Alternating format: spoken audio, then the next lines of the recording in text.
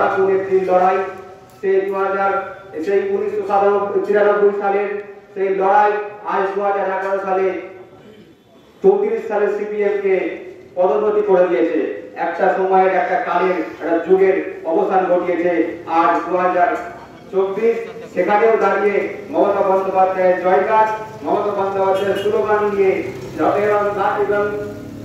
সেই তৃণমূল কংগ্রেস জিন্দাবাদ আর মুষ্টিবদ্ধ হাতকে যারা শক্ত করে দিয়ে তৃণমূল কংগ্রেস চর্চা করছে তারাই জানে এই দলের মর্যাদা, তারাই জানে এই দলের কর্মসূচি। যাই হোক, এর বৃত্তান্ত আমাদেরকে যারা বলবেন এগুলোর সম্বন্ধে এখন যেটা বলার, বিজেপি বলছে মুসলমানদের কাছে জায়গা জমি বিক্রি করবে না। বিজেপি বলছে মুসলমানদের কাছে খাবার দাবার বিক্রি করবে না। গতকাল আমি যখন রাজারীর মার্কেট থেকে আসি ঠিক সেই সময় দেখছি বিজেপির যে এখন এমএলএ রয়েছে সুশান্ত ঘোষের মা, তিনি একজন বোরকা পরা মেয়েকে মিষ্টি বিক্রি করছে। ওই সুশান্ত ঘোষকে বলতে চাই, তুমি যদি মিষ্টি বিক্রি করতে পারো আর তোমার বেটা ওই কি বলে শুভেন্দু অধিকারী সে বলছে মিষ্টি বিক্রি করা যাবে না। শুভেন্দু বাবু, তোমারও কয়েকটা পেট্রোল পাম্প রয়েছে, তুমি সেই পেট্রোল পাম্পগুলো লিখে দিতে পারো যে মুসলমানদের জন্য পেট্রোল বিক্রি নেই। তুমি সেইগুলো করছো না, তুমি মুসলমানদের থেকে ব্যবসা করছো, তুমি মুসলমানদের থেকে টাকা নিচ্ছ, আর তুমি এদিকে দলের মধ্যে বিভাজন তৈরি করছো।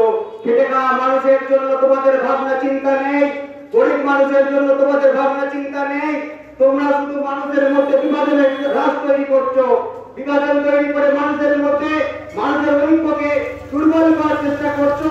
কিন্তু মনে রেখো, রাজ্যে তৃণমূল কংগ্রেস আমরা বিভাজনের বিরুদ্ধে। তার জন্য বিভাজনকে রুখতে যদি রক্ত দিতে হয় রক্ত দেবো, যদি প্রাণ দিতে হয় প্রাণ দেবো, কিন্তু কখনোই বিজেপির চক্রান্তকে বাঁধবেন না। আমাদেরকে করে আমরা হাত জোর করে বলছি, এই বিভাজনকে আপনারা চান? আপনারা বলেন এই বিভাজন আপনারা চান? আমরা চাই হিন্দু মুসলিম এক হয়ে কাঁধে কাঁধ মিলিয়ে লড়াই করবো, বাঁচবো, এক হয়ে বাঁচতে শিখতে চাই। আর এই শিক্ষা আমাদের নেত্রী জননেত্রী মমতা বন্দ্যোপাধ্যায় দিয়ে যাচ্ছে। যারা হিন্দু মুসলিম করছে তাদেরকে একটা কথা বলছি, হিন্দু মুসলিম করে পেটের ভাতটা জোগাড় দেবে না। হিন্দু মুসলিম করে মানুষের কিছু রক্ত যাবে, এর বেশি কিছু হবে না। যদি অমিত শাহের বেটার কথা ভাবেন তাহলে দেখবেন অমিত শাহের বেটা বিসিসিআই উপর মহলে বসে আছে সভাপতি, আর আপনার ছেলে আমার ছেলেকে বলছে তোমরা যুদ্ধ করো, তোমরা তৃণমূলের বিরুদ্ধে বাঙালির বিরুদ্ধে লড়াই করো, তোমরা সাধারণ মানুষের বিরুদ্ধে লড়াই করো। আর তোমাদের বিজেপির বড় বড় ছেলেরা মেয়েরা বিদেশে গিয়ে পড়াশোনা করবে, আর আমাদের মতো কৃষক ফ্যামিলির ছেলেরা এরা যুদ্ধ লড়াই করবে। এই হচ্ছে বিজেপির নীতি, এই হচ্ছে বিজেপির আদর্শ। তাই আপনাদেরকে বলে যাচ্ছি, ধান্যগড়ির মাটি থেকে দাঁড়িয়ে মমতা বন্দ্যোপাধ্যায়ের নীতি আদর্শকে মেনে আর অভিষেক বন্দ্যোপাধ্যায় যে পথে দলকে নির্দেশনা দেবে, এই ধান্যগড়ির মাটি থেকে তৃণমূল কংগ্রেসের জয়গান শুরু হবে খানাকুলের মাটিতে। খানাকুলের ব্লকে ব্লকে অঞ্চলে অঞ্চলে ঘরে ঘরে তৃণমূলের ফুল ফুটবে।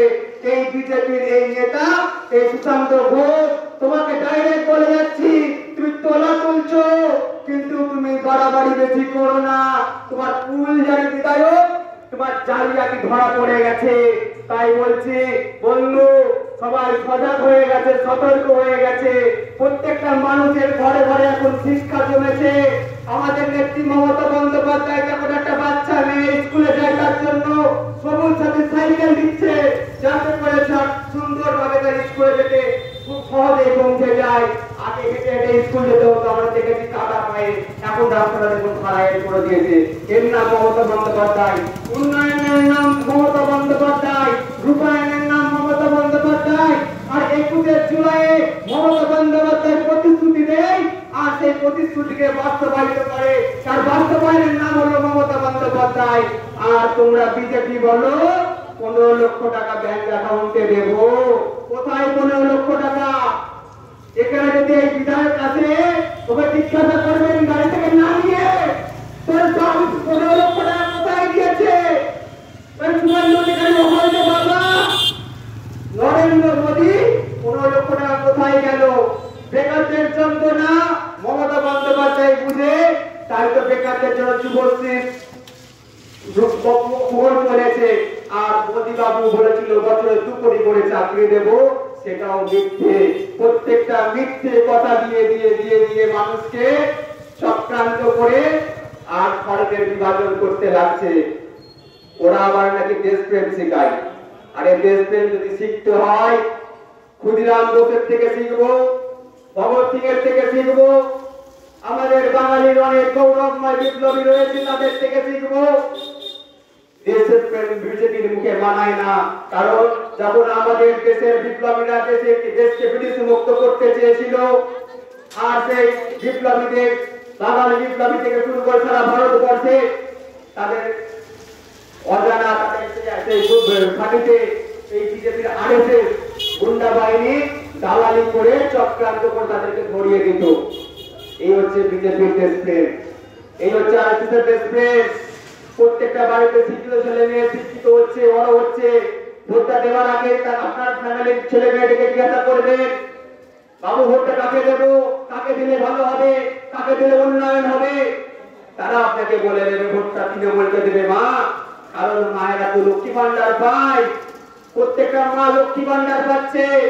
বিজেপি বলছে মুখে লক্ষ্মীর ভান্ডারের প্রয়োজন নেই।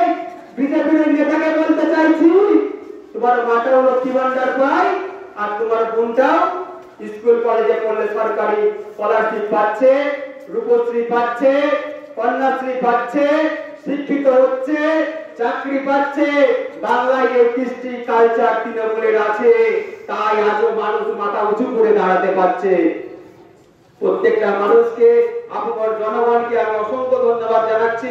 21শে জুলাই আপনারা কাঁধে কাঁধ দিয়ে তৃণমূলের সৈনিক হিসাবে মমতা বন্দ্যোপাধ্যায়কে নেত্রী মেনে আমরা 21শে জুলাই সকাল সকাল বেরিয়ে যাব, মঞ্চের সামনে গিয়ে দাঁড়িয়ে যাব।